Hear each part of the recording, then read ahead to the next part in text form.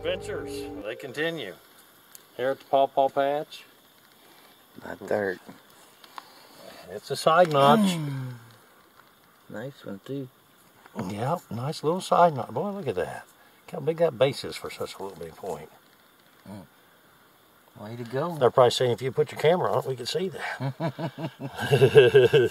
Awesome, awesome. All right, who's always popping them out? Sure ain't me. Look at this guy. Then you gotta watch it I'll twice. give you the honors, Brooksy. Then you gotta watch it twice. You gotta watch it twice. Look at that baby. Little shoulder missing, but that's okay. That's still nice, ain't it? That's awesome. How thin he is. Bet it's translucent. Here he is, because it sure ain't me finding him today. And the award-winning Alan Miller's hole over here. Look what Alan left. Look at that. Huh, that's another nice little guy. Yeah, another side notcher. How about that? All right. What about my needs? what are we going to do about Field that? today? I know. We've moved quite a bit of wall. Got to keep sloughing this stuff off, and thought I'd cut some of this corner, this pre-dug dirt out. And I guess Mackie must have missed this one. Let's look at that. Boy, that's a good one. Yes, it is. You ain't a kidding. Looks like a little Etley, don't it? It looks like one to me, a perfect one. And man, this was nice. Well just made. missing a little bit of tip, but that's okay. Thank you, Paw Paw Patch. My day is done. Mine too. That's all it takes is one. It's always a good day when both me and Richard can find something. I had these two little side notches here, both with impact brakes on them.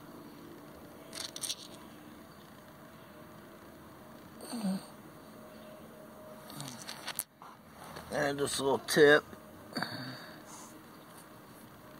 or would have been a big tip, I guess. This little rough preform here. Not very big. This broken at first. I thought this was a broken edge. You can see how it has a good bullnose bit on it, but these sides here are heavily ground.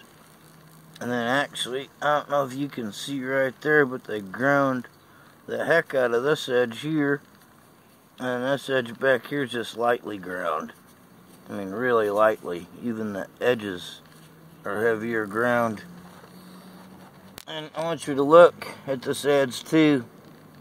It's not actually completely unifaced adze. Not all adze are unifaced and flat on the bottom. A lot of them will have full bodies on them, just like this adze here. Look, this whole side is outer core. There's a big piece of outer cortex there, outer cortex there. And then actually at this end right here is still a little bit of outer cortex. But I want you to first look at this bit edge right here. Look how worn and beat that is right there. And then hopefully the light will show it real good. Look how heavily polished this side here is. Now when you get that shiny mirror polish, it feels like a mirror polish. I mean, and it comes onto the outer cortex about that far. And on this side here it doesn't show as much polish. It's probably because this was the working end right there. Working whatever they were. That's actually a really cool adze. Look at that banded material in there, isn't that awesome? I mean, I just love pieces like that. This is also a good example as to how our natives around here didn't do bipolar napping most of the time, where they take an anvil and a pitted stone and break open a chert nodule. That just didn't happen here that much in Missouri. There's no evidence that shows that whatsoever. This killer little bandellipsoidal Just City Chert Etley here. Just barely missing some tip, which is a shame, because that tip would have probably been translucent. Ears all translucent, edges are pretty good.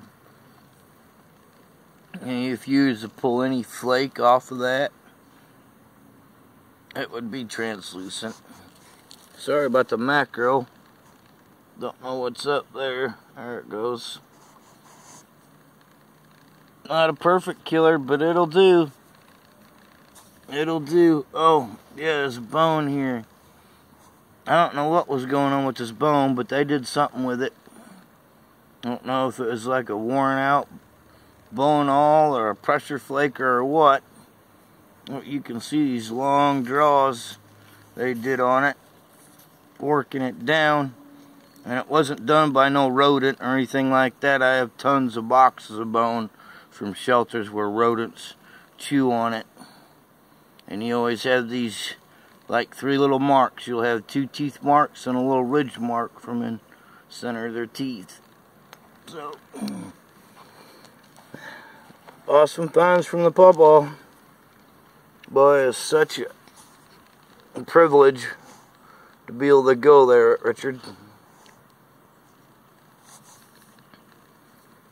Alright, I won't bore you to death today.